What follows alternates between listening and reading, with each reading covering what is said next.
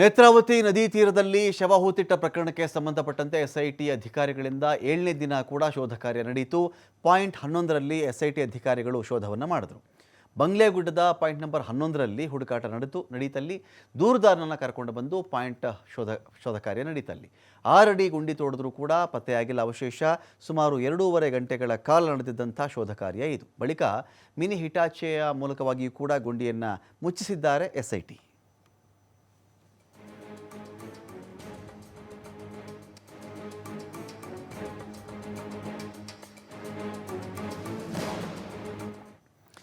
ನೇತ್ರಾವತಿ ತೀರದಲ್ಲಿ ಶವಗಳನ್ನು ಹೂತಿಟ್ಟ ಪ್ರಕರಣಕ್ಕೆ ಸಂಬಂಧಪಟ್ಟಂತೆ ಇವತ್ತು ಪಾಯಿಂಟ್ 11, 12ರಲ್ಲಿ ಮಾತ್ರ ಶೋಧ ಕಾರ್ಯ ಮಾಡಲಾಯಿತು. ಇನ್ನೊಂದು ಬಾಕಿ ಇದೆ.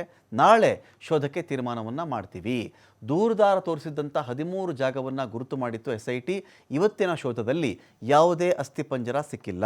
12ರಲ್ಲಿ 6 ಅಡಿ ತೆಗೆದರೂ ಕೂಡ ಅಸ್ಥಿಪಂಜರ ಪತ್ತೆ ಆಗಿಲ್ಲ. 13ನೇ ಪಾಯಿಂಟ್ ಮಾತ್ರ ಬಾಕಿ ಇದೆ. 13ನೇ ಪಾಯಿಂಟಲ್ಲಿ ನಾಳೆ ಚೆಕ್ ಮಾಡ್ತೀವಿ ಅಂತೇಳಿ ಎಸ್ಐಟಿ ಹೇಳಿದೆ.